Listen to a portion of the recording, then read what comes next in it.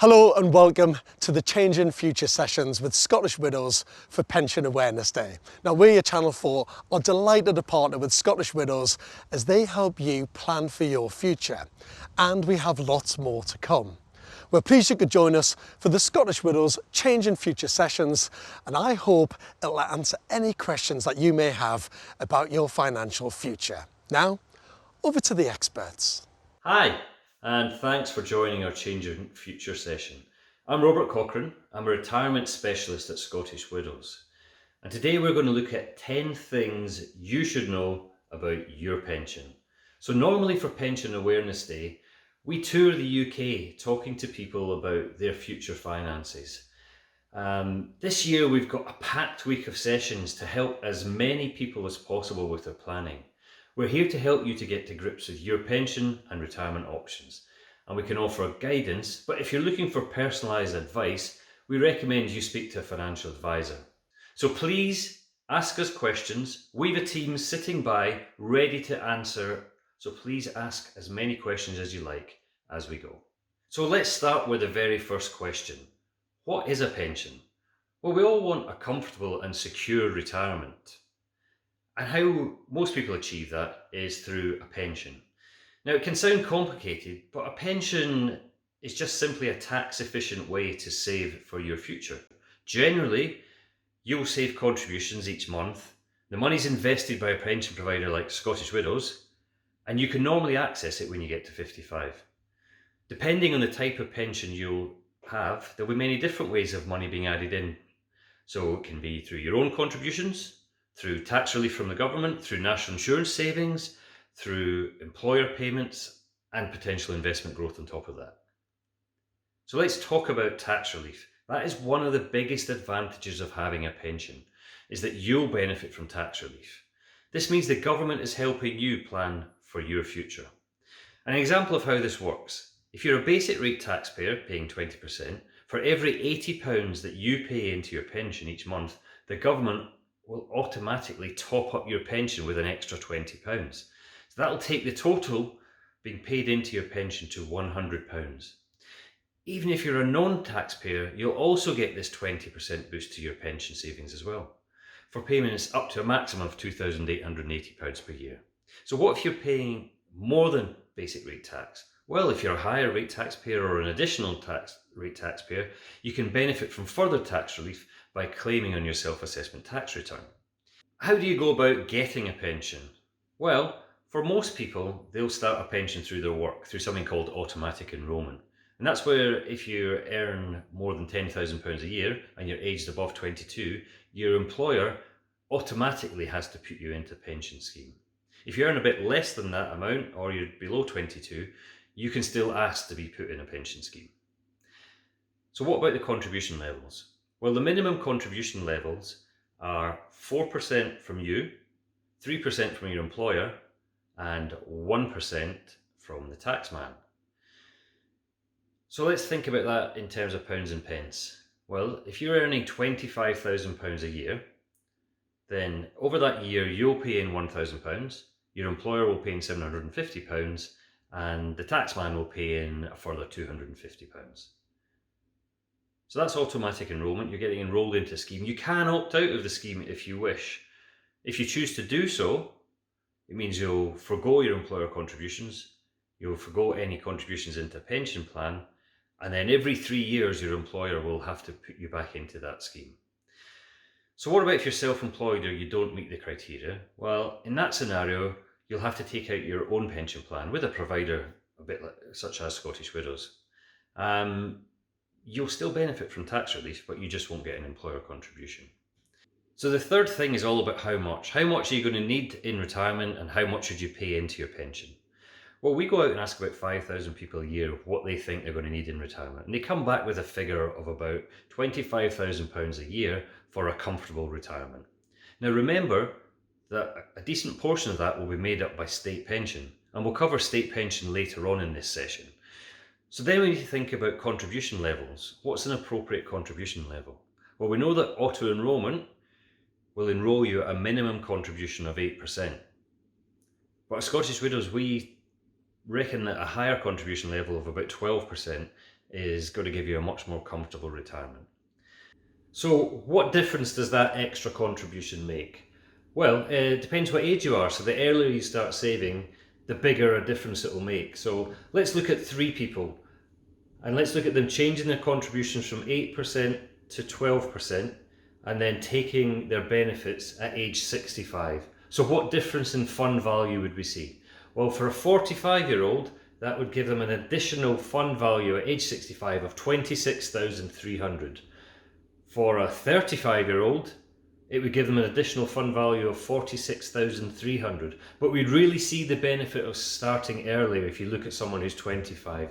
The additional fund value that they would have, assuming that they went from an 8% contribution to a 12% contribution and ran that through to age 65, is an additional £72,300 fund value. What a difference that would make to their retirement. So the fourth thing you need to know about your pension is, what have you got? What's in your pension? And it's likely that you'll have more than one pension. So how do you keep track of it all? Well, first thing, every provider will send you an annual benefit statement. Regardless of whether you're self-employed or employed, whenever you've been accruing those pensions, you'll receive an annual benefit statement through the post. Don't just throw it away, have a look at the numbers on it. It'll tell you how much is in your pension. And you'll want to add up all of those different figures to find out how much you've got in total in your pension. So for many providers, you'll be able to go in online and keep track of your pension. At Scottish Widows, you may also see that your pension value pops up next to your Halifax, your Lloyds Banking Group, or your Bank of Scotland online banking facilities. So different ways of keeping track of what's in your pension. And it's important to think about, is that enough? If you want to make further contributions, then of course you can speak to your employer if you're in a workplace savings scheme. So lots of different ways of keeping track of your pension. Don't throw away those annual benefit statements. Have a good look at what you've got in your pension. Okay, step 5. Am I on track? So we know how much is going into our pension. We know what we've accrued already. What are you on track to get? Well, there's loads of great calculators available through the Scottish Widows website and also from the Money Advice Service, which will help you work out what you might need in retirement and what you're actually on track to get. And also what would happen if you changed your contribution levels. So if you paid a little bit more or if you changed your retirement date. Those calculators are all available. You can see some of the links on screen. I'm going to just highlight one calculator which is a little bit more fun. It's called Your Future Self Calculator. Something that we developed from going out and meeting thousands of people through our pension awareness tours. And how this works is, get your phone out, you go to the website, and it just asks you a few questions. How much is in your pension, what age you are, what your contribution levels are, and how much you would like to have in retirement. And what that will do then is access your camera and age you to the age at which you would be able to get the pension that you want based on the contributions you're paying. But even better, there's some sliders there that pop up which will allow you to change your contribution level or change your retirement date. And in real time, it will age you either younger if you're paying in more or older if you're paying in less. It's a really great fun way of bringing complicated illustrations to life. So yeah, really important to find out what pension you're on track to get and when you're on track to get it. So the sixth thing about pensions is tracing all of your different pension schemes. We know that over your lifetime, you're likely to have as many as 11 different jobs on average. And with each employer having to put you into a pension scheme, it means that you'll build up a number of different pension pots. So unsurprisingly, people lose track of their pensions, particularly if every time you move house, you don't update the existing pension provider. So how can you keep track of your pensions? And how can you trace them down? So first of all, you can contact your old pension provider. You'll need a few bits of information. You'll need ideally you'll need your postcode, your national insurance number, your date of birth.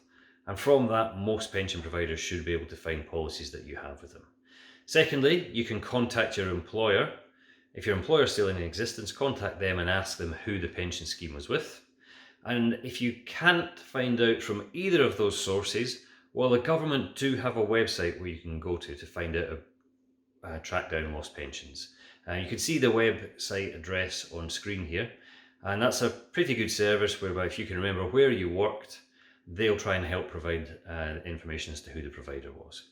So once you track down all of those lost pensions, you may find that to keep life simple, you might actually want to combine some of those pensions together. And that's something you can do online. It's a relatively straightforward process now, but there are some things to watch out for. So some pensions, and particularly older pensions, may have some guarantees on them. They may have some penalties on them. For those types of policies in particular, it's really important that you speak to a financial advisor. You can ask a financial advisor about any pension plan details, but you will have to pay them, but they can provide proper advice as to what to do about combining your pension plans. For more information, you can access it on the Scottish Widows website. So the seventh thing to know about your pension is to know your state pension. And I'm going to tell you 5 things about the state pension. So currently, the state pension is £175.20 per week, or just over £9,000 a year. That's not usually enough for most people to live on, but it's a significant portion of people's income in retirement. So how do you qualify for that? Well, in order to qualify for the full state pension, you need 35 years of national insurance contributions. In order to qualify for any state pension, you need to have 10 years worth of national insurance contributions. It's also important to know your state pension age, and your state pension age is changing. So whilst you can take your private pension from age 55, your state pension age will likely be in your late 60s. And the only way to find out for sure what your state pension age is to go on the government's website and use their calculator, which will tell you how much you're on track to get. It will tell you when you're on track to get it, and it will give you a full national insurance record as well. You just need your government gateway ID to do that. So the next thing is you don't automatically get your state pension. You actually have to claim it. So when you get to the right age, you need to submit a form to claim your state pension. And the final thing, the 5th thing to know about your state pension is you can delay it. And if you delay it, it will mean that you receive a higher state pension when it does finally kick in. So 5 things to know about your state pension. So for our 8th thing about pensions, we want to have a quick look at COVID-19.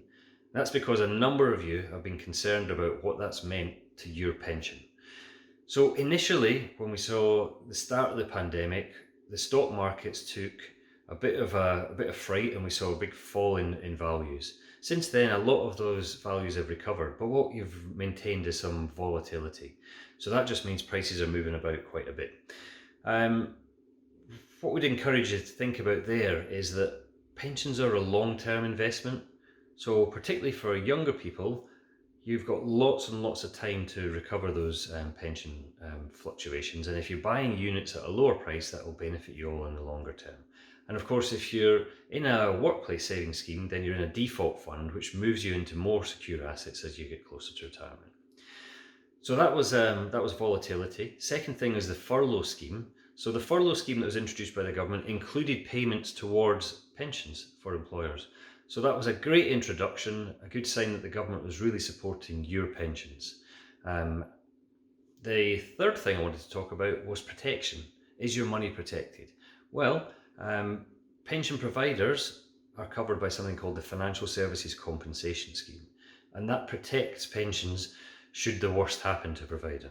For more information, you can visit the Financial Services Compensation Scheme website or the Pension Protection Fund website.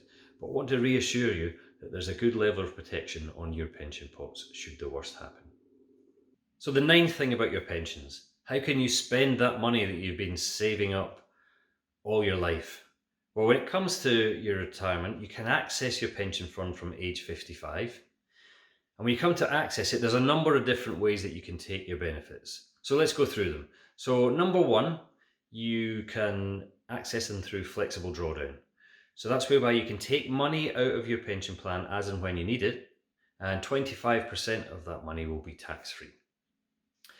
Number 2, you can get a guaranteed income for life. This is also called an annuity. That's where you take your pension fund, hand it over to an insurance company, and they guarantee to pay you a certain amount for the rest of your life. Number 3 is to take it all as cash. So you can choose to take all of your fund out as cash, or you can take some chunks of it out as cash, and you pay tax on that. Depending on how much you take, it'll be how much tax you pay. And the 4th option is to leave it for now and access the money later on. And of course, you can actually choose to combine those different options. So you could take some cash and you could take some guaranteed annuity. But it's a really big decision and it can be quite a complicated decision. So you've spent all of your life saving into this pension pot. Don't rush into any decisions. Make sure that you access PensionWise, which is a free guidance service that's available to you. And if you want someone to tell you what to do, then go and speak to a financial advisor and they'll be able to help tell you what to do at retirement. So it's a big decision. You've saved in for your entire life. If you just want to test out what you might be able to do at this point in time, then use our calculators, a pensions options calculator, which will give you an idea of what you can do right now. So the 10th thing about pensions is how to spot a pension scam. You've spent a lot of your life saving into a big pension pot, and unfortunately there are some scammers out there who are keen to get their hands on your pension pot. So there are 6 ways to spot a scam. Now let me just take you through them one at a time. So step 1, if you're contacted out of the blue. Step 2, if you receive an offer that is too good to be true. Step 3, if you're offered access to your pension before age 55. Step 4, if they ask you to invest in unusual assets, things that you're not familiar with. Step 5, if you're asked to withdraw money first. And final one, if you're told to act really quickly to get the best deal. These are all red flags and that indicate that it's very likely to be a scam. So do not proceed with any transactions that you're not sure about. And if you have any doubts, contact the Pension Advisory Service for advice. And if you think you have been a victim of a scam, contact the Action Fraud team. Details on screen. It's your pension pot, look after it, and don't fall victim to a scam. So we've covered off 10 things that you need to know about your pension. We'll leave you with a couple of bonus points. So first of all, how close is your retirement? We can often think that retirement is ages away, but if we think about it in terms of paydays, it's often much closer than we think. So if you're age 20 and you're going to retire at age 65, your retirement is 540 paydays away. If you're age 40, it's only 300 paydays away. If you're age 60, it's only 60 paydays away. So it's probably much closer than you think. The earlier you start saving, the more you'll enjoy that retirement. So my final bonus point is just to finish off and telling you where you can go for more help. So if you're being auto-enrolled into a scheme by your employer, well, you can start off with your employer. They'll be able to tell you all about your scheme. If you're not with your employer and you have your own pension plan, or you have a pension plan with a provider like Scottish Widows, then you can come and ask us about details about your pension scheme and what your options are. If you want someone to bounce off more questions about sort of general guidance about pensions, then you can go to PensionWise if you're above age 50, or you can go to the Pensions Advisory Service or the Money Advice Service. So they're all independent organisations which can provide you with some guidance about your pensions. And if you want someone to tell you what to do, then you can go and speak to a financial advisor. And a financial advisor, you'll pay them a sum of money and they'll tell you what to do with your pension. If you don't have a financial advisor, then you can visit Unbiased. We've got a register of financial advisors who can help you find one. So lots of really useful information out there. Some of it's free, some of it you pay for, but all great to help you understand and make the most of your pension. So it just remains for me to thank you all for joining us for our 10 top tips for pensions. We've covered off a lot today, but there's lots more coming up right across Pension Awareness Week. The next one is self-employed top tips for future planning. If that's up your street, please join us for that. If not, join for some of the other ones during the week. And thank you all so much for your questions throughout today's session. Look forward to talking to you again later.